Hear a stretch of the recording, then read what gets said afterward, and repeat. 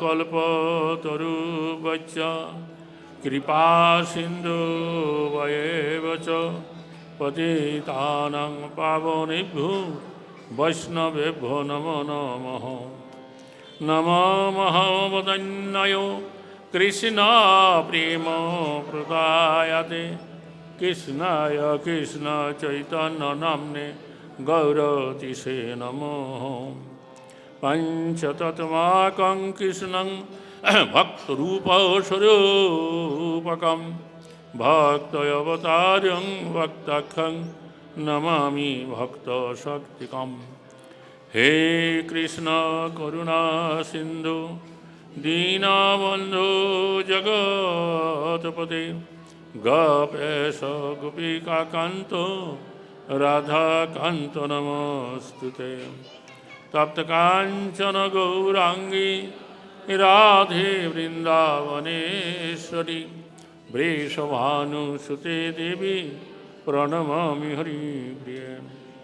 बिन्दायै तुलसीदेवायै प्रियायै केशवच्च च विष्णुभक्तिपते देवी सत्यवत्यै नमो नमः।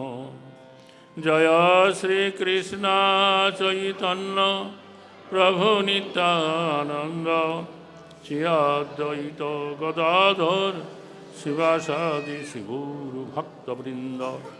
हरे कृष्ण कृष्ण कृष्ण हरे हरे हरे राम राम राम हरे हरे। मुखं करोति वाचालं पंगुर्लंघयते गिरिं यत्कृपा तमहं वन्दे परमानन्दमाधवम्। तो समवेत समुपस्थित सुधी सज्जन भक्तमंडली, तो আপনারা ইস্কন অনুমোদিত শ্রী শ্রী জাজিগ্রাম নামহট্ট সংঘের গুন্ডিচা মন্দিরে এসে উপনীত হয়েছেন। তো আজকের যে তিথি হয়েছে মাঘ মাসের কৃষ্ণপক্ষের কি পঞ্চমী তিথি। তো আজকের দিনে আমাদের যে প্রভুপাদ ইস্কন প্রভুপাদ তার গুরুদেব ছিল ভক্তি সিদ্ধান্ত সরস্বতী ঠাকুর প্রভুপাদের আবির্ভাব তিথি। জানেন তো, আপনি শুনেছেন? হ্যাঁ, তো এই প্রভুপাদ তিনিও প্রভুপাদ নামে পরিচিত ছিলেন। এই প্রভুপাদ তিনি ভক্তিবিনোদ ঠাকুরের পুত্ররূপে পুরীধামে আবির্ভূত হইলেন। বুঝতে পারছেন? তো পুরীধামে ভক্তিবিনোদ ঠাকুর মহাশয় তিনি পুরী জেলার সরকারি ব্রিটিশ আমল ছিল তখন, সেখানকার ম্যাজিস্ট্রেট ছিলেন। তার সরকারি বাসভবনে যে বড়ডান্ডা অর্থাৎ জগন্নাথপুরীতে যে রথযাত্রা হয়, নীলাচল থেকে সুন্দরাচলে রথ নিয়ে যাওয়া হয়, সেই রথযাত্রাকে বলা হয় বড়ডান্ড। সেই বড়ডান্ডের রাস্তার বাম পাশে ভক্তিবিনোদ ঠাকুর সরকারি বাসভবনে তিনি থাকতেন, সরকার থেকে দিয়েছে বাসভবন। তো সেইখানে এই ছিল ভক্তি সিদ্ধান্ত সরস্বতী ঠাকুর প্রভুপাদ, তার পুত্ররূপে সেখানে আবির্ভূত হইলেন। বোঝা গেল?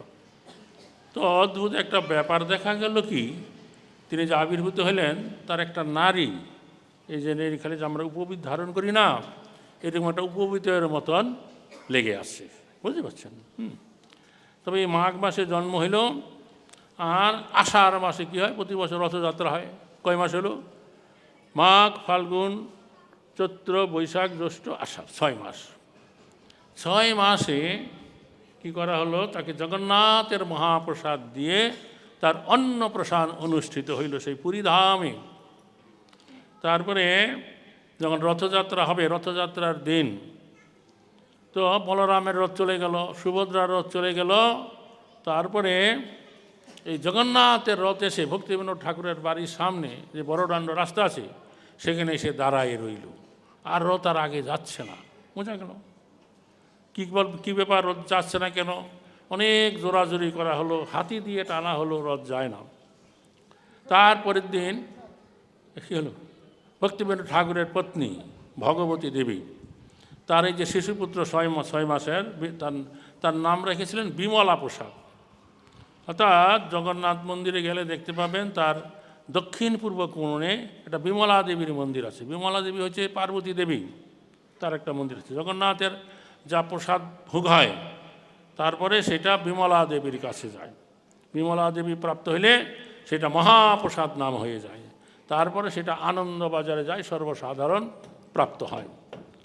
তো সেই বিমলা দেবীর নাম অনুসারে ভক্তিবিনোদ ঠাকুর তার নাম রাখলেন বিমলা প্রসাদ। বিমলা দেবীর কৃপায় যার জন্ম, তখন এই যে ভক্তিবিনোদ ঠাকুরের পত্নী ভগবতী দেবী যে রথ যখন যাচ্ছে না তার বাড়ির সামনে দাঁড়াই আছে, পরের দিন সকালবেলা উনি কী করলেন, এই বিমলা প্রসাদকে কুলে নিয়ে রথের কাছে গেলেন। পান্নারা বলেন আপনি রথের উপরে আসুন। তখন তিনি রথের উপরে উঠলেন। তো বিমলা প্রসাদকে যখন তিনি প্রণাম করে, বিমলা প্রসাদকে যখন সেখানে প্রণাম করালেন জগন্নাথের পাদপদ্মের নিকটে, তখন জগন্নাথের গলদেশ থেকে এরকম একটা ফুলের মালা বিমলা প্রসাদের মাথায় পড়ে গেল। নিতাই করবে আনন্দ। তো পান্ডারা তখন জয়ধ্বনি দিলেন, জয় জগন্নাথ, জয় জগন্নাথ। এবং তারা তখন বললেন ভক্তিবিনোদ ঠাকুরকে, আপনার এই যে শিশুপুত্র ভবিষ্যতে একজন বড় বৈষ্ণব হবে, জগন্নাথের বড় ভক্ত হবে এবং জগৎব্যাপী তিনি জগন্নাথের কথা প্রচার করবেন। নিতাই করবে আনন্দে, হরি হরি বল। তো যাই হোক, এইভাবে বিমলা প্রসাদের বাল্যকাল থেকে তার অলৌকিক লীলা। তো 7 বছর বয়সেই তিনি যে ভগবদ্গীতার 700 শ্লোক আছে তা সমস্ত কণ্ঠস্থ করে ফেললেন। বুঝতে পারছেন, কোন অধ্যায় কোন শ্লোকে কী আছে তা তিনি বলতে পারতেন। একবার ভক্তিবিনোদ ঠাকুর এই গ্রীষ্মকালে যখন আম পাকে, বাজার থেকে কিছু আম কিনে এনেছিলেন বাড়িতে, ভগবানকে ভোগ দিয়ে সে আম প্রসাদ তিনি প্রাপ্ত হবেন সবাই। তো সেই যে বালক বিমলা প্রসাদ কী করেছিলেন, কী করছে এখানে, কাউকে কিছু না বলে সেখান থেকে একটা পাকা আম তুলে তিনি খেয়ে ফেলেছিলেন। তারপরে যখন ভক্তিবিনোদ ঠাকুর এটা জানতে পারলেন, তখন তিনি দুঃখ করলেন যে আমি বাজার থেকে আম কিনে এনেছি, ভগবানকে এখনও ভোগ দেওয়া হয় নাই, আর তার আগেই তুমি তা তুলে নিয়ে খেয়ে ফেললে। এই যে বালক বিমলা প্রসাদ, তার পিতার এই কথাটাকে তিনি নিজেকে এত অপরাধী মনে করলেন, তিনি সারা জীবন আর কোনো আম খান নাই। বুঝতে পারছেন, কেউ যদি তাকে আম দিত তিনি বলতেন না না না, আমি আম খেতে পারি না, আমি বড় অপরাধী, ভগবানকে নিবেদন করবার আগেই আমি আম খেয়ে ফেলেছি। এইরকম তার দৃঢ় প্রতিজ্ঞ ছিল। বুঝতে পারছেন, তার এই যে জীবন কাহিনী অত্যন্ত অলৌকিক। তিনি তার পিতার কাছ থেকে শিক্ষাপ্রাপ্ত হয়ে সমগ্র ভারতবর্ষ এবং তার বাইরে 64টি গৌড়ীয় মঠ স্থাপনা করলেন। বোঝা গেল। তা ভক্তিবিনোদ ঠাকুর শেষ জীবনে একটু অসুস্থতা ছিলেন, অসুস্থতার লীলা করছিলেন। 1908 সালের কথা। তখন ওই মেদিনীপুর বালিঘাই, এগরা বালিঘাইয়ের থেকে কিছু লোক এসে তার কাছ থেকে দীক্ষা নিয়ে যখন গ্রামে গেছেন, তখন গ্রামের ব্রাহ্মণ সমাজের লোক এটা শুনে তো রেগে গেল তাদের উপরে, তোমরা এই কী করলে, তোমরা কেন ভক্তিবিনোদ ঠাকুরের কাছ থেকে দীক্ষা নিলেন? উনি তো ব্রাহ্মণ নয়, উনি তো কায়স্থ কুলে জন্ম, কায়স্থের কাছে কি দীক্ষা নিতে আছে? তোমরা ভুল করেছ, অন্যায় করেছ। এটি করে তাদের শাসানি দিচ্ছে। তখন তারা বলছে ঠিক আছে, আমরা তো কিছু বলতে পারি না, তো আমরা আমার গুরুদেবকে ডেকে আনি, তার সঙ্গে আপনারা এখানে আলোচনায় বসুন, কেন উনি দীক্ষা দিলেন। তখন তারা এসে ভক্তিবিনোদ ঠাকুরকে এই কথা বললেন। ভক্তিবিনোদ ঠাকুর তখন অসুস্থতা লীলা করছিলেন। বোঝা গেল। তখন তার এই পুত্র বিমলা প্রসাদকে বলে, তুমি যাও এর যোগ্য জবাব মীমাংসা করে আসো। তখন তিনি বললেন যে তোমরা একটা কাজ করো, সেখানে দেশের যত বড় ব্রাহ্মণ সমাজ আছে, পণ্ডিত আছে, বিদ্বান ব্যক্তি আছে, তাদেরকে ডাকো, আর সমস্ত গ্রামবাসীর লোকদেরকে ডাকো। আমি একা একা চুপে চুপে আলোচনা করবো না, সবার সামনে আমি আলোচনা করব, বিমলা প্রসাদ বললেন। আর যত লোক আসবে তাদের এমন একটা জায়গায় করো, অনেক লোক সেখানে বসতে পারে, মাইক্রোফোনের ব্যবস্থা থাকবে, আর সমস্ত লোক ভগবানের প্রসাদ প্রাপ্ত হবে। ব্রাহ্মণ বৈষ্ণব দিয়ে রান্না করা হবে, সবাইকে প্রসাদ দেওয়া হবে। তো সেইভাবে ঘোষণা করা হইল, বহু লোকের সমাবেশ হলো, ব্রাহ্মণ বৈষ্ণব তারা একদিকে বসলেন। তখন বড় বড় পণ্ডিত বিভিন্ন দেশ থেকে বৈষ্ণবরা, গোস্বামীরা সেখানে এসে উপনীত হইলেন, বিচার করবেন। তখন তারা প্রথমেই এই বিমলা প্রসাদকে ডাকলেন যে আপনি প্রথমে বক্তব্য রাখুন। তো বক্তৃতা দিতে উঠে সেই বিমলা প্রসাদ তখন কি করলেন, যে ব্রাহ্মণের যে কী গুণ আছে গুণাগুণ বর্ণনা করলেন। বোঝা গেল ব্রাহ্মণ যে কত বড় সমাজের শ্রেষ্ঠ পদমর্যাদাপূর্ণ লোক। আর এই কথা শুনে ব্রাহ্মণরা তো একেবারে আনন্দে আটখানা, যে আমাদের এত গুণ আছে, আমরা আর কি বলবো, উনি তো আমাদের সব গুণাগুণ বলে দিল। এত কিছু গুণাগুণের কথা বর্ণনা করে তারপরে উনি বললেন এই ব্রাহ্মণ হতে গেলে কি কি গুণের অধিকারী হতে হয়। শ্রীমদ্ ভাগবতমে বর্ণিত যে সম দম তপ শৌচ ক্ষান্তির আর্যবম ব্রহ্মধর্ম স্বভাবজম, এক একটা করে গুণের কথা ব্যাখ্যা করতে লাগলেন, যে সম কি দম কি। আর এই কথা শুনে ব্রাহ্মণদের তো মুখ শুকিয়ে যেতে লাগলো, যে আমাদের তো এই গুণ কিছুই নাই। যে এইরকম পূর্বকালে আমাদের দেশে গুরুকুল শিক্ষা ব্যবস্থা ছিল, সেখানে আচার্যদেবের তত্ত্বাবধানে ছাত্ররা শিক্ষা করত। আচার্যদেব দেখতেন তার আশ্রমে কিছু জমি থাকতো, গোশালায় থাকতো, গাভী থাকতো, ফুলের বাগান টাগান ফলের বাগান থাকতো। ছাত্ররা ওখানে গিয়ে ভর্তি হতেন, আচার্যদেব তাদেরকে শিক্ষা দিতেন এবং দেখতেন কে কোন গুণের অধিকারী হতে পারে। হ্যাঁ, তো আমাদের সমাজে ব্রাহ্মণ হচ্ছে কি শাস্ত্র নির্ধারণ করেন, অনেক বিদ্বান হন, ক্ষত্রিয়রা যুদ্ধবিদ্যায় পারদর্শী হয়, আর বৈশ্যরা কৃষিকাজ করে, গোপালন করে। আর এইগুলা গুণ যাদের নাই, অন্যের কাজ করে, তাদেরকে শূদ্র হয়। এইরকম গুণ দেখে আচার্যদেব কী করতেন, শিষ্যদেরকে দীক্ষা দিতেন এবং কে কোন বর্ণে যাবে তা তিনি নির্ধারণ করে দিতেন। বোঝা গেল, এটাই ছিল আমাদের শাস্ত্র অনুসারে হচ্ছে জন্মনা জায়তে শূদ্র। যে কোনো কুলে জন্ম হোক না কেন, জন্মগ্রহণ হইলে সে শূদ্র হয়। তারপরে কি হয়, গুণকর্ম বিভাগস, গুণের দ্বারা সে ব্রাহ্মণ হবে, ক্ষত্রিয় হবে না বৈশ্য হবে, শূদ্র হবে, সেটা আচার্যদেব নির্ধারণ করে দিবেন। তো এইভাবে যখন তিনি বর্ণনা করলেন ব্রাহ্মণ কী কী গুণ হলে ব্রাহ্মণ গুণ হওয়া যায়, উপবীত দিয়ে তাকে ব্রহ্ম গায়ত্রী জপ করতে অধিকার দেওয়া হয়, তখন সেই সমস্ত ব্রাহ্মণেরা তো মুখ শুকিয়ে গেল, যে আমাদের তো এই সমস্ত গুণ কিছুই নাই। এত কিছু বর্ণনা করার পরে তিনি বললেন যে বৈষ্ণব হতে গেলে কী গুণ থাকা দরকার। ব্রাহ্মণের যা গুণাগুণ তা তো বৈষ্ণবের থাকবেই, তদুপরি বৈষ্ণব হবেন এই যে চারি বর্ণ, চারিটা আশ্রমে তার ঊর্ধ্বে তিনি চলে যাবেন, এই হচ্ছে বৈষ্ণব। তখন এইরকমভাবে ব্যাখ্যা যখন তিনি করলেন, তখন সেখানে উপস্থিত যত ব্রাহ্মণ, বৈষ্ণব এবং অন্যান্য বর্ণের লোক আছে, তারা এক বাক্যে স্বীকার করলেন যে আপনি যা বললেন এর উপরে আর কোনো সিদ্ধান্ত চলে না, কাজেই বৈষ্ণবই হল শ্রেষ্ঠ। আলোচনাটা ছিল ব্রাহ্মণ বড় না বৈষ্ণব বড়, সেই কথা নিয়ে। তখন তাদের সুখে তিনি জয়পত্র পেয়ে গেলেন। বোঝা গেল, এইরকম হচ্ছে ভক্তি সিদ্ধান্ত ঠাকুরের প্রভাব প্রতিপত্তি। তো তার পিতার কাছ থেকে শিক্ষা প্রাপ্ত হয়ে তিনি ভারতবর্ষ এবং তার বাইরে 64টি গৌড়ীয় মঠ স্থাপনা করলেন। তার অনেক সুযোগ্য শিষ্য ছিল, তার ইচ্ছা ছিল তার এই সুযোগ্য শিষ্যদের নিয়ে তিনি সারা পৃথিবীতে শ্রীমন মহাপ্রভুর বাণী প্রচার করবেন। তো তার সময়কালীন সময়ে তিনি তার কতিপয় শিষ্যকে পাশ্চাত্য দেশে প্রেরণ করেছিলেন এই শ্রীমন মহাপ্রভুর বাণী প্রচার করতে। তো তারা কেউ প্রচার করে তেমন কোনো সাফল্য লাভ করতে পারেনি। তো আমাদের এই আন্তর্জাতিক কৃষ্ণ ভাবনামৃত সংঘের প্রতিষ্ঠাতা আচার্য ছিল অভয় শরণারবৃন্দ ভক্তি বেদান্ত স্বামী প্রভুপাদ। তিনি এই ভক্তি সিদ্ধান্ত ঠাকুর প্রভুপাদের কাছ থেকে দীক্ষাপ্রাপ্ত হইলেন। প্রথম তিনি উল্টাডাঙ্গায় যে গড়িয়া মঠ ছিল, তার কয়েকজন বন্ধুর সাথে তিনি তার সাথে সাক্ষাৎ করতে গিয়েছিলেন। তো সেখানে গিয়ে সেই ভক্তি সিদ্ধান্ত সরস্বতী ঠাকুর প্রভুপাদকে দেখে যখন প্রণাম করে সেখানে বসেছেন, তখনই সেই ভক্তি সিদ্ধান্ত প্রভুপাদ তাকে বললেন যে তোমরা শিক্ষিত যুবক, তোমাদের উচিত শ্রীমন মহাপ্রভুর বাণী সমগ্র পৃথিবীতে প্রচার করা। সেটা ছিল 1922 সালের কথা। তখন আমাদের ভারতবর্ষ ব্রিটিশ শাসনাধীন ছিল। মহাত্মা গান্ধীর নেতৃত্বে সমস্ত ভারতবর্ষের যুবক শ্রেণীর মানুষেরা তাতে উদ্বুদ্ধ হয়ে ভারতবর্ষ কীভাবে স্বাধীন করা যায় সেই চিন্তায় তারা রত ছিল। তো এই অভয়চরণ দেও তার দ্বারা প্রভাবিত হয়েছিলেন। তাই তিনি তখন বললেন, হে মহারাজ, আমাদের দেশ এখন পরাধীন, আমাদের কথা কে শুনবে?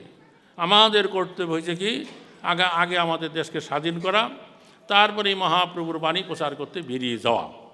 এই কথা শোনা মাত্র ভক্তি সিদ্ধান্ত প্রভুপাদ তা খণ্ডন করলেন। তিনি বললেন, দেখো যে শ্রীমন মহাপ্রভুর বাণী জগতে প্রচার করা এতটাই জরুরি, দেশ স্বাধীন কি পরাধীন তার উপরে তা নির্ভর করে থাকতে পারে না। তিনি উদাহরণ দিলেন, দেখো আমাদের দেশ আগে পাঠানরা শাসন করেছে, তারপরে মোগলরা শাসন করেছে, স্বাভাবিকভাবে তারা আমাদের দেশ থেকে চলে গেছে।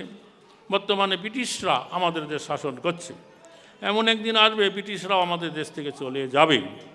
কিন্তু শ্রীমন মহাপ্রভুর বাণী জগতে প্রচার করা এতটাই জরুরি আছে, দেশ স্বাধীনতা কি পরাধীনতা তার উপরে নির্ভর করে থাকতে পারে না। এই যে আলোচনা, এটা অভয়চরণ দের মনে ভীষণভাবে রেখাপাত করল, যার ফলে তখন থেকে তিনি সেই বৈষ্ণব আচার্যের সাথে নিয়মিত যোগাযোগ রক্ষা করে চলতে থাকেন এবং এই ভক্তিমূলক গ্রন্থ চর্চা আলোচনা করতে থাকেন। তার কয়েক বছর পরে এই 1933 সালে এলাহাবাদ প্রয়াগে ভক্তি সিদ্ধান্ত প্রভুপাদ ওখানে একটা গৌড়ীয় মঠ স্থাপনা করেছিলেন। সেই সময় তিনি সেখানে ওষুধের ব্যবসা করতেন। অভয়চরণ দে পায়াক ফার্মেসি নামে একটা ফার্মেসি খুলছিলেন। তখন সেখানে এই অভয়চরণ দেখে ভক্তি সিদ্ধান্ত প্রভুপাদ একই সময় তিনি হরিনাম এবং ব্রাহ্মণ দীক্ষা প্রদান করেন। এবং সেই দীক্ষাকালীন সময়েও তিনি তাকে বললেন যে যেহেতু তুমি ইংরেজি ভাষায় খুবই পারদর্শী আছো, তাই তুমি চেষ্টা করবে প্রাচ্যত দেশে গিয়ে ইংরেজি ভাষার মাধ্যমে এই শ্রীমন মহাপ্রভুর বাণী জগতে প্রচার করতে। তো ইতিমধ্যে অভয়চরণ দে তিনি গৃহস্থ আশ্রমে প্রবেশ করে ফেলেছিলেন।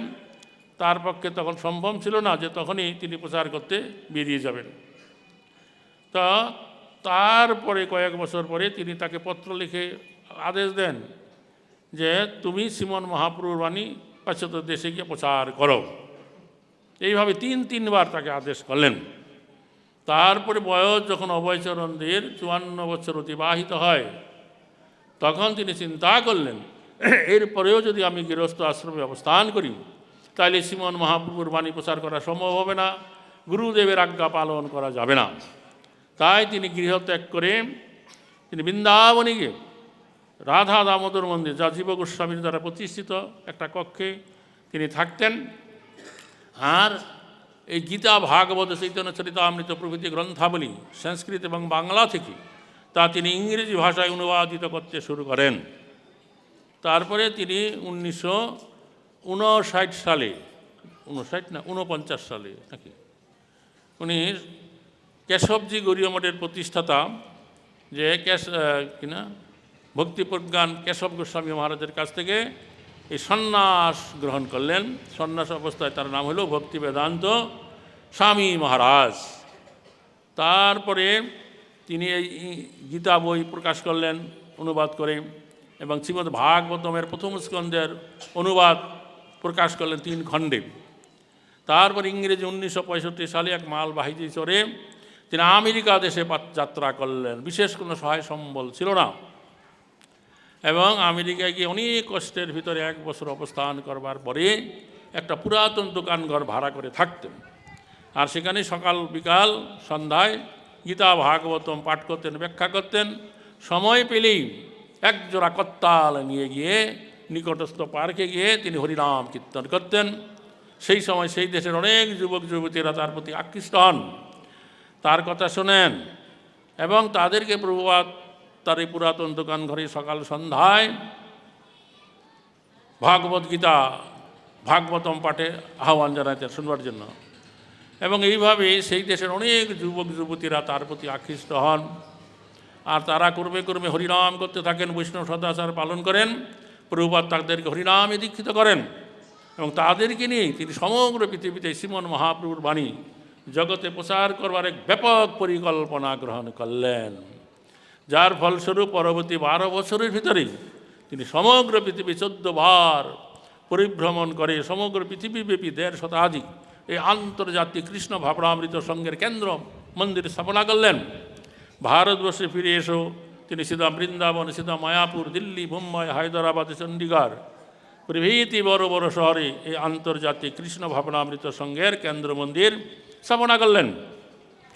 তার এর চাইতে বড় অবদান হলো তিনি গীতা, ভাগবত, চৈতন্য চরিতামৃত, ভক্তি রসামৃত, সিন্ধু উপনিষদ প্রভৃতি বৈদিক গ্রন্থাবলী তিনি সংস্কৃত এবং বাংলা থেকে ইংরেজি ভাষায় তা অনুবাদিত করে প্রকাশনা করলেন। তার অনুগামী ভক্তগণের প্রতি তিনি নির্দেশ দিলেন, তার অনুবাদিত যত গ্রন্থাবলী আছে তা পৃথিবীর যত যত ভাষা আছে তত ভাষায় তা অনুবাদিত করে প্রকাশনা করে সেই সমস্ত ভাষাভাষী মানুষের মাঝে তা বিতরণ কার্য করত। তার অনুগামী ভক্তগণ সেই কার্য করে চলেছেন, যার ফলস্বরূপ বর্তমান পৃথিবীর 150-র অধিক ভাষায় এই সমস্ত বৈদিক গ্রন্থাবলী অনুবাদিত হয়ে প্রকাশিত হয়েছেন। আর সেই সমস্ত ভাষাভাষী মানুষের মাঝে তা বিতরণ কার্য চলছে, যার ফলে সমগ্র পৃথিবীর মানুষ আজ তারা তাদের নিজ নিজ ভাষায় আমাদের এই বৈদিক জ্ঞান তারা লাভ করতে পারছেন। আর এই সমস্ত গ্রন্থাবলী অধ্যয়ন করে তারা উপলব্ধি করতে পারছেন যে এই যে কলিযুগ চলছে, এই কলিযুগে হরিনাম কীর্তন করা ছাড়া অন্য গতি নাই। তাই তারা হরিনাম করছে, ক্রমে ক্রমে বৈষ্ণব সদাচার পালন করে তারা হরিনামে দীক্ষিত হচ্ছে। আর প্রতি বছরে ফাল্গুনী পূর্ণিমা আগমন উপলক্ষে তারা সিধা মায়াপুরে আসেন আর পদব্রজে এই নবদ্বীপ ধাম পরিক্রমা করে তারা জগন্নাথপুরী ধাম, শ্রীধাম, বৃন্দাবন ধাম আদি দর্শন করে তারা নিজ নিজ স্থান দেশে ফিরে যান। এটা আমাদের এই ভারতবাসীগণের জন্য যে কত বড় গৌরবের বিষয় তা আমাদের প্রত্যেকেরই ভাবা উচিত এবং চিন্তা করা উচিত। বোঝা গেল? তো মহাপ্রভুর এক সময় ভবিষ্যৎবাণী ছিল যে পৃথিবীতে আছে যত নগরাদি গ্রাম সর্বত্র প্রচার হইবে মোর নাম। মহাপ্রভু সেই যে ভবিষ্যৎবাণী তা বর্তমানে আমাদের আন্তর্জাতিক কৃষ্ণ ভাবনামৃত সংঘের মাধ্যমে বাস্তব রূপ লাভ করতে পেরেছে। বোঝা গেল? মহাপ্রভু বলেছিলেন পৃথিবীতে আছে যত নগরাদি গ্রাম সর্বত্র প্রচার হইবে মোর নাম। এইভাবে মহাপ্রভুর নাম সমগ্র পৃথিবীতে ছড়িয়ে পড়েছে আমাদের আন্তর্জাতিক কৃষ্ণ ভাবনামৃত সংঘের মাধ্যমে। এবং তারপরে মায়াপুর থেকে 79 সাল থেকে হরে কৃষ্ণ রামহট্টের মাধ্যমে প্রচার কার্য চলছে, যা হচ্ছে গিরিভক্তদের জন্য, যে যারা সন্ন্যাসী ব্রহ্মচারীদের ন্যায় স্থায়ীভাবে মঠে মন্দিরে বাস করতে পারে না, তারা যাতে করে নিজ নিজ স্থানে অবস্থান করে শ্রীমন মহাপুরুষ শিক্ষা অনুসারী এই ভগবত ভক্তিপূর্ণ জীবনযাপন করতে পারেন, তার একটা পথ প্রশস্ত করে দেওয়া। এবং আমাদের পশ্চিমবাংলার প্রতিটা জেলাতেই 2 বা ততোধিক ব্রহ্মচারী প্রভু নিয়োজিত আছে, যাদের দায়িত্ব এবং কর্তব্য হচ্ছে কি তাদের নির্ধারিত এলাকায় যত নামহট্ট সংঘ আছে তা বৎসরে একাধিকবার পরিদর্শন করে তাদেরকে নির্দেশনা দিয়ে দেওয়া, যাতে করে তারা উত্তর সুন্দর এবং সুষ্ঠুভাবে নামহট্ট করে তুলতে পারেন। আপনাদের এই বীরভূম মুর্শিদাবাদ জেলার নামহট্টের ভারপ্রাপ্ত প্রচারক হচ্ছেন কি চৈতন্য নিত্যানন্দ দাস ব্রহ্মচারী নাকি? হ্যাঁ, নিত্যানন্দ তার সঙ্গে যোগাযোগ রাখবেন এবং এই নামহট্ট করে তুলবেন। তো যাই হোক, তো যেহেতু এই গ্রামে নামহট্টের দ্বারা একটা জগন্নাথ মন্দির গড়ে উঠেছে, আপনারা জানেন, সেই জগন্নাথের সেবা পূজা নিত্য হচ্ছে। আর প্রতি বছর জগন্নাথের রথযাত্রা করে এইখানে আসেন, থাকেন নাকি? এখানে 7 দিন থাকেন, তারপর এখান থেকে রথযাত্রা করে আবার ফিরে যান। তখন একটু জগন্নাথের লীলা কথা বলি। জগন্নাথ সারা বছর যেখানে থাকেন সেটা হচ্ছে নীলাচল, সেটা হচ্ছে দ্বারকা তত্ত্ব। আর প্রতি বছরে আষাঢ় মাসের দ্বিতীয়া তিথিতে তিনি সিংহাসন ছেড়ে বেরিয়ে রথে আরোহণ করেন। 3 ভাই বোন 3টা রথে আরোহণ করেন। বলদেবের একটা রথ, তারপরে সুভদ্রা রথ, তারপরে পিছনে জগন্নাথের রথ। তো জগন্নাথ যেই রথটায় চড়েন তার নাম হচ্ছে কি নন্দী ঘোষ। তার চাকা হচ্ছে 16টা, বুঝে গেছেন? আর বলরাম যেই রথে আরোহণ করে তার রথের নাম হচ্ছে তালোধ্বজ, তার চাকা হচ্ছে 14টা। আর সুভদ্রা দেবী যেই রথে আরোহণ করেন সেই রথের নাম হচ্ছে দেবদলন, তার চাকা হচ্ছে 12টা। বুঝতে পারলেন? তার নাম হচ্ছে দেবদলন। মনে থাকবে তো? জগন্নাথের রথের নাম কি কি নন্দী ঘোষ। আর বলরামের রথের নাম তালোধ্বজ, ভুলে যাচ্ছে। আর সুভদ্রা যে রথে চড়ে সেই রথের নাম দেবদলন। এই যে রথ 3টা, 16টা চাকা, একজনের 14টা, আর একজনের 12টা চাকা। এই যে রথটা সম্পূর্ণ কাঠের দ্বারা নির্মিত হবে, কোনো রকম লোহা সেখানে ব্যবহার করা হবে না। বোঝা গেল? এক শ্রেণীর সূত্রধর আছে যারা কাঠের কাজ করে, তারা প্রতি বছরই রথযাত্রার আগে এই অক্ষয় তৃতীয়া বৈশাখ মাসে সেই দিন তারা বন থেকে, রাজার যে বন আছে, রাজ্যের বন থেকে কাঠ সংগ্রহ করে এনে জগন্নাথের সিংহদ্বারে রেখে রথ তৈরির কাজ শুরু করবেন। বুঝতে পারলেন?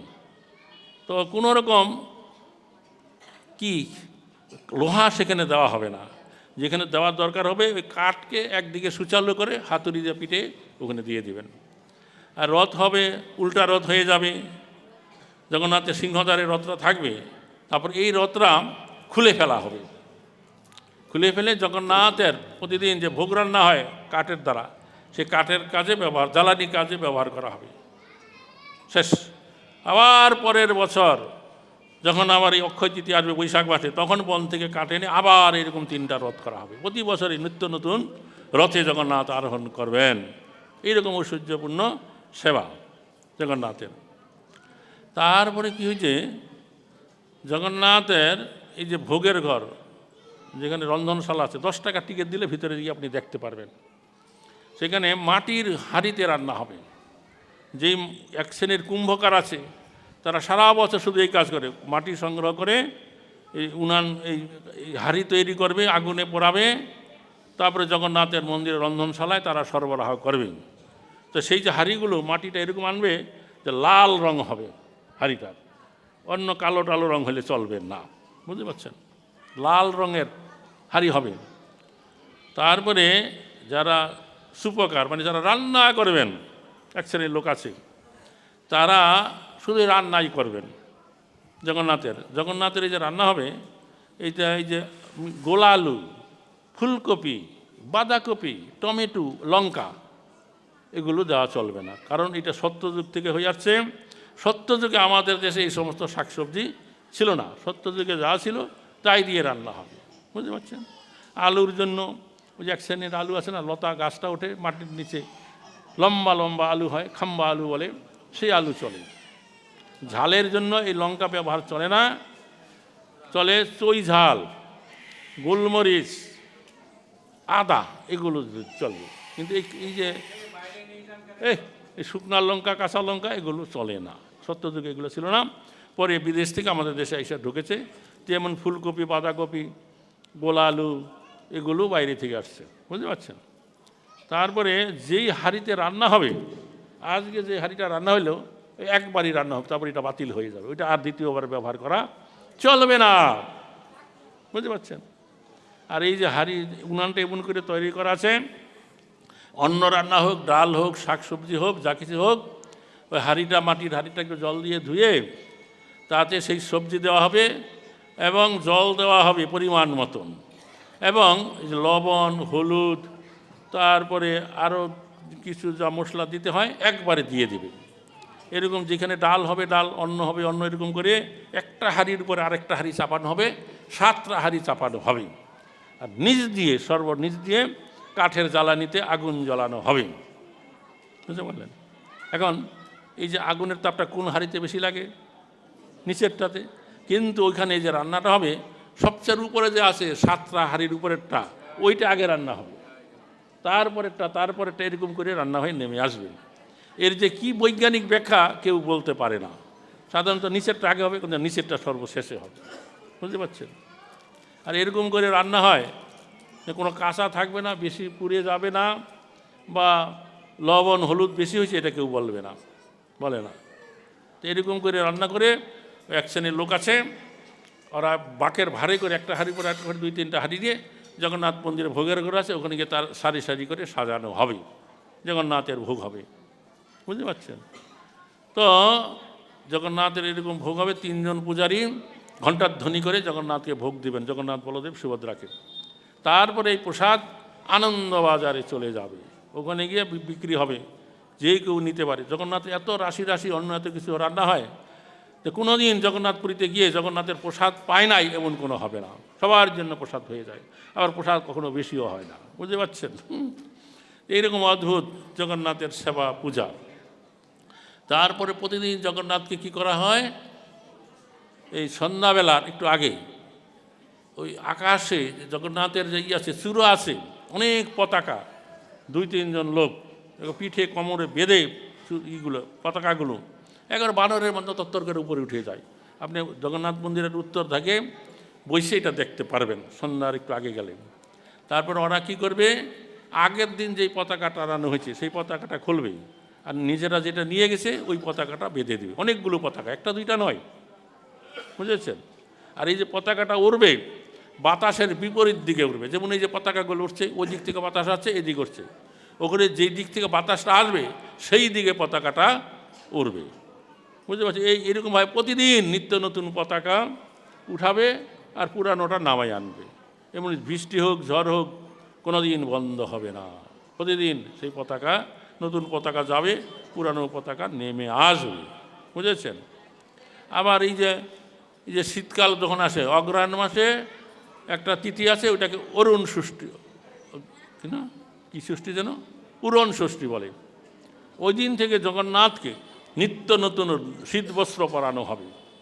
প্রতিদিন নতুন নতুন বস্ত্র হয়, আজকে যেটা পরানো হয়েছে কালকে সেই শীত বস্ত্র দেওয়া হবে না। 2 মাস এরকম চলবে। তারপরে যেই দিন যে সরস্বতী পূজা হয় এটাকে বলা হয় বসন্ত পঞ্চমী। আমাদের শাস্ত্র অনুসারে ওই দিন থেকে এই বসন্ত ঋতু আরম্ভ হয়। ওই তার আগের দিন অবধি শীত বস্ত্র পরানো হবে। যেই না বসন্তকাল এসে গেল ওই দিন থেকে আর জগন্নাথ শীত বস্ত্র পরিবেন না, বুঝা গেল? আমার যে শীত লাগছে আমরা এখন একটু শীত বস্ত্র পরছি অনেকেই, কিন্তু জগন্নাথ পরবে না। আবার গরমে শীতের সময় যখন গরম পড়ে যায় কিছু, তখনও জগন্নাথকে শীত বস্ত্র পরতে হবে, এরকম নিয়ম, বুঝতে পারছেন? এরকম অদ্ভুত অদ্ভুত নিয়ম জগন্নাথের। আবার আমাদের দেশের লোকেরা এই যে অনেকে বেগুন পোড়া আলু পোড়া খেতে পছন্দ করি। নিয়ম হচ্ছে ভগবানকে কখনো কোনো পোড়া জিনিস ভোগ দিতে নাই। ধরুন আপনি শীতের দিনে বেগুন পোড়া খাইবেন, আপনি খেতে পারেন, কিন্তু ভগবানকে ভোগ দিয়ে দিবেন না, দিলে অপরাধ হয়ে যাবে। কিন্তু জগন্নাথপুরীতে একটা নিয়ম আছে যে উড়িষ্যা দেশে একটা পিঠা তৈরি করে, পিঠাটা তৈরি করে আবার আগুনে পোড়ায়, ওটাকে পোড়া পিঠা বলে। তো জগন্নাথ প্রতিদিন মধ্যাহ্নকালীন ভোজনের পরে তাকে একটা পোড়া পিঠা ভোগ দেওয়া হবে। পোড়া পিঠাটা খাইলে জগন্নাথের ভোজন সম্পূর্ণ হইল, বুঝতে পারছেন?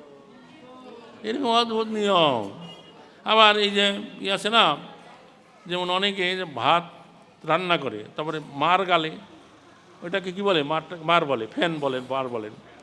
অনেকে কী করে সুতি বস্ত্রতে ওই মারটা চুবাইয়ে শুকায়, তাতে আয়রন করতে, ইস্তারি করতে সুবিধা হয়। কিন্তু আমাদের শাস্ত্র অনুসারে ওই রকম মার দেওয়া বসন হচ্ছে অপবিত্র। ওই অপবিত্র বসন পরে পূজা করতে নাই, গুরুমন্ত্র জপ করতে নাই।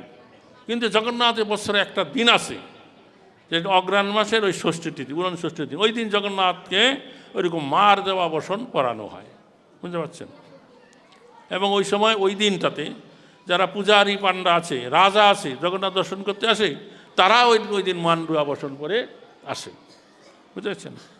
তো একবার কি হয়েছিল, মহাপুরু যখন নীলাচল ধামে ছিলেন তখন পুণ্ডরিক বিদ্যানিধি, জানেন তো পুণ্ডরিক বিদ্যানিধি, তিনি ব্রজলীলায় রাধারণীর পিতা বিষভানু রাজা ছিলেন। এই গৌরলীলাতে উনি পুণ্ডরিক বিদ্যানিধি হয়ে জন্ম করেছেন। বর্তমান বাংলাদেশের চট্টগ্রাম জেলার পুণ্ডরিক ধাম, মেখল লেখেন। তো একবার উনি কী করেছিলেন, জগন্নাথপুরীতে গিয়েছিলেন। তো তার বন্ধু ছিল স্বরূপ দামোদর গোস্বামী। তখন এই উড়ন ষষ্ঠী অনুষ্ঠান এসেছে। তো তারা দুইজন তখন ওই উড়ন ষষ্ঠী দর্শন করতে মন্দিরে গেছেন। আর পুণ্ডরিক বিদ্যানিধি যখন শুনলেন এই মান্ডুয়া বসন এই জগন্নাথকে পড়ানো হয়েছে, তখন তার মনে একটা খটকা লেগে গেল, যেন এরা তো বেদ সুচিশাস্ত্র যথেষ্ট জানে, ভালো মেনে চলে, তো তারা কেন এই জগন্নাথকে এই দিন এই অপবিত্র বসন পড়ায়? তখন স্বরূপ দামোদর গোস্বামী বললেন যে দেখো, ভগবান হচ্ছেন পরম ব্রহ্ম, যিনি সারা বছর পড়েন না, বৎসরে একটা দিন তিনি এরকম মার দেওয়া বসন করে থাকেন। ভগবানের জন্য অন্য কোনো বিচার নাই, তিনি পড়তে পারেন। তখন পুণ্ডরিক বিদ্যানিধি বলেন, এটা ভালো কথা, জগন্নাথ না হয় পরম ব্রহ্ম, কিন্তু এই যে পূজারী পাণ্ডা আছে এরা কেন পড়ল?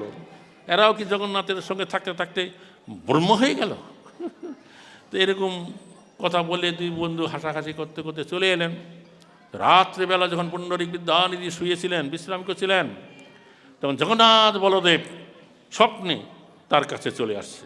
ভীষণ ক্রোধান্বিত হয়ে বলরাম বলছে, আরে তুমি আমার পূজারী পাণ্ডাদের নিন্দা করছো, জাতি নাশ হয়ে গেছে, আমরা মান্ডুয়া বসন করছি বলে তো জাতি নাশার স্থানে আসো কেন? এই বলে বলরাম কী করছে, একবার পুণ্ডরিক বিদ্যানিধির গালে থাপড় মেরে দিয়েছে, চাপটা ঘাত। আর তার হাতে অঙ্গুরি ছিল, জগন্নাথ বলরামের হাতে, ওই অঙ্গুরির দাগ, গাল ফুলে গেছে। তো ইনি তো একবার লজ্জিত হয়ে গেলেন।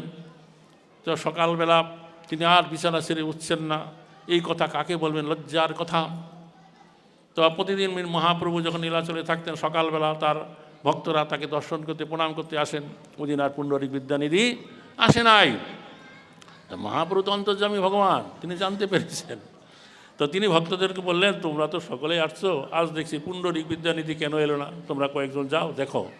তখন স্বরূপ দামোদর গোস্বামী চলে গেলেন তার সখাকে দেখতে। তো তিনি দেখছেন তিনি বিছানায় বসে আছেন।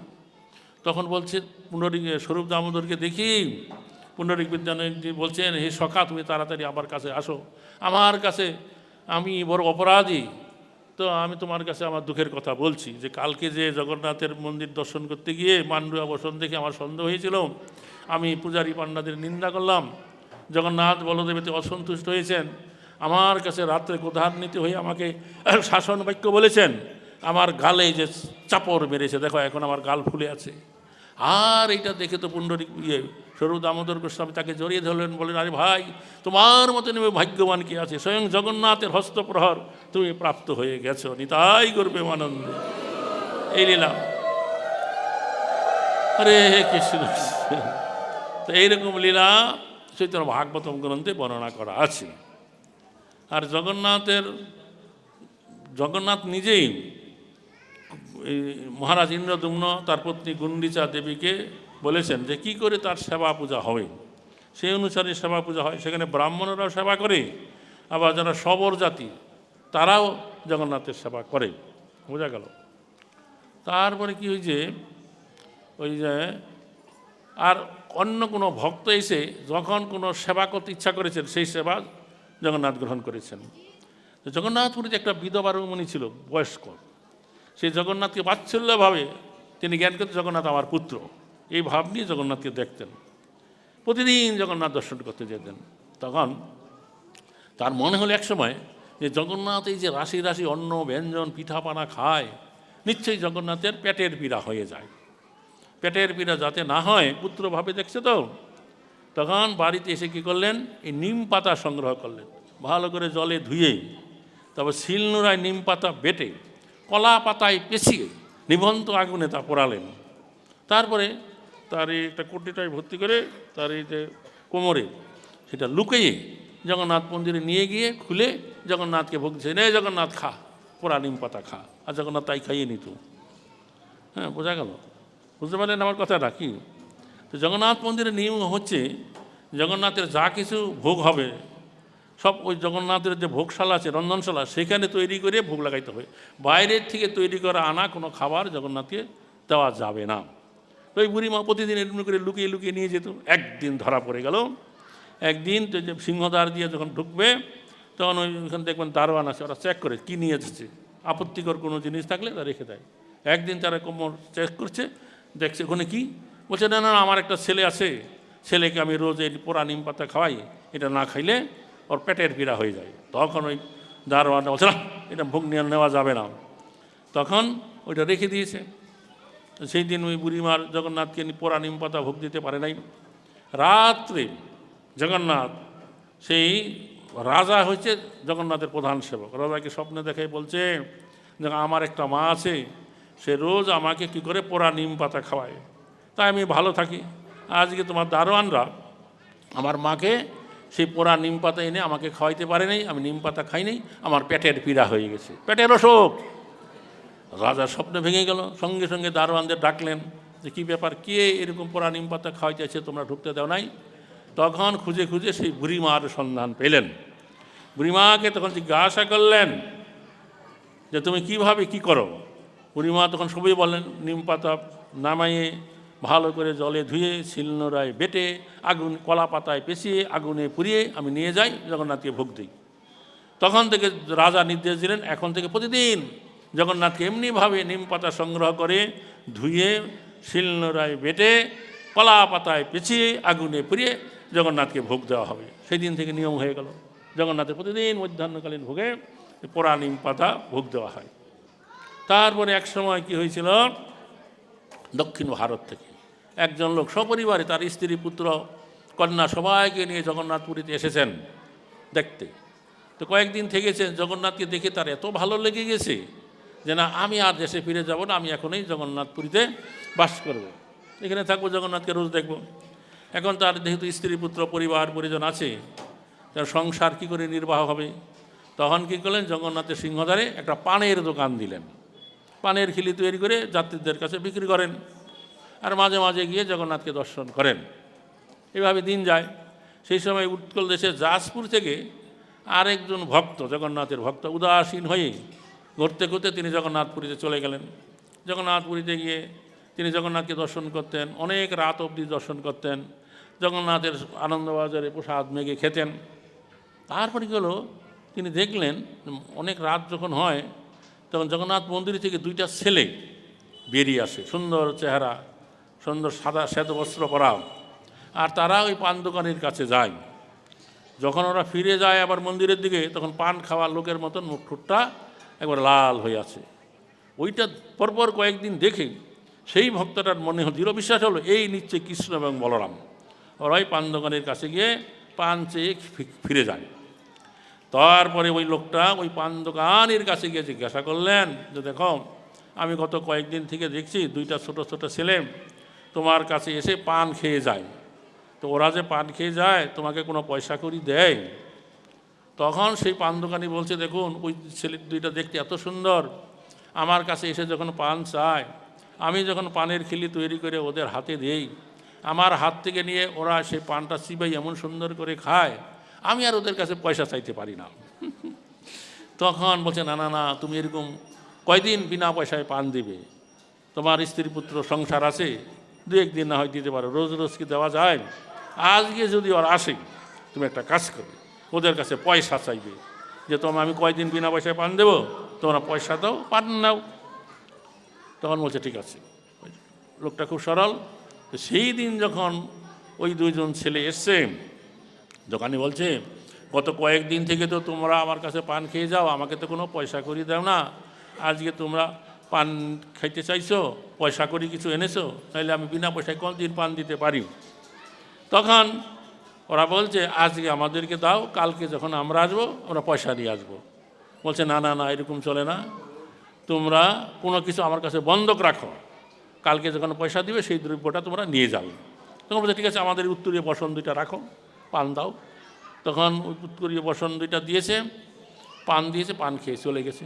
তো সেই দিন যখন মঙ্গল আরতি হবে, পূজারীরা মন্দিরে গেছে, দেখ জগন্নাথের এই গলবস্ত্র নাই, যে কী হলো কী হলো, কোথায় গেল কোথায় গেল? এখানে তো পূজারী পান্ডারা ছাড়া আর কেউ আসে না, আর খুঁজে পায় না। রাজার কাছে খবর চলে গেছে, রাজা তো ভীষণ রেগে গেছে যে মন্দিরের ভিতরে গর্ভগৃহে তোমরা ছাড়া তো আর কেউ আসে না, নিশ্চয়ই তোমরা কেউ কিছু করেছো, কোথায় আছে খুঁজে বের করো। তখন এরকম সারা পড়ে গেছে, জগন্নাথের গলবস্ত্র চুরি হয়ে গেছে। তখন সেই যে লোকটা যে পান দোকানিকে পরামর্শ দিয়েছিল যে কিছু চাইবে, পয়সা করে চাইবে, তো এদিকে রাজা মন্দিরের দিকে যাচ্ছিল খুঁজতে কি হয়েছে। তখন সেই লোকটা দেখা করে রাজার কাছে বলছে, মহারাজ একটা রহস্যজনক ব্যাপার আছে। তিনি সমস্ত ঘটনা খুলে বললেন এবং বলে, নিশ্চয়ই পান দোকানির কাছে জগন্নাথ বলদেব তাদের উত্তরীয় বসন বন্ধ রেখে পান খেয়ে চলে গেছে, ওনার কাছে চলুন। তখন ওই রাজাকে নিয়ে ওই লোকটা পান দোকানির কাছে গেছে, বলছে কালকে ওরা এসেছিল, বলে এসেছিল, বলছে ওরা পয়সা করে আনে নাই, ওরা ওদের উত্তরীয় বসন আমার কাছে বন্ধ রেখেছে, আজকে আসবে, পয়সা দিবে, উত্তরীয় বসন নিয়ে যাবে। রাজা বলছে তোমার উত্তরীয় বসনটা ভাই বের করো, আমি দেখতে চাই। যেই না বের করেছে দেখে জগন্নাথ বলদেবের উত্তরীয় বসন, হরি বল। তখন ধরা পড়ে গেল জগন্নাথ উত্তরীয় বসন বন্ধ রেখে ওই দোকান থেকে পান খেয়ে গেছে। তখন রাজা একটা নিয়ম করে দিল যে জগন্নাথ পান খেতে ভালোবাসে, পান খাওয়ার জন্য মন্দিরের বাইরে গিয়ে দোকানের কাছে পান খায়। এখন থেকে প্রতিদিন জগন্নাথের যখন ভোগ হবে এই পানের খেলি ভোগ দেওয়া হবে। এবং রাজা নির্ধারণ করে দিলেন যেহেতু ওই দোকান থেকে জগন্নাথ বলদেব পান এরকম করে চেয়ে খেয়েছে, ওই পান দোকানিকেই অর্ডার দিতে হবে, মানে সরবরাহ করতে হবে, প্রতিদিন এই পানের খেলি ভোগ দিতে হবে। এরকম ঘটনা কয়েকশো বছর পার হয়ে গেছে। সেই পান দোকানটা এখন আছে, তার বংশধররা সেই পান দোকানটা চালায়। আর প্রতিদিন ভোগের সময় তারা সুন্দর করে পানের খিলি তৈরি করে রাখে, জগন্নাথকে সেই পানের খিলি ভোগ দেওয়া হয়। নিতাই গর্বে আনন্দে হরি হরি।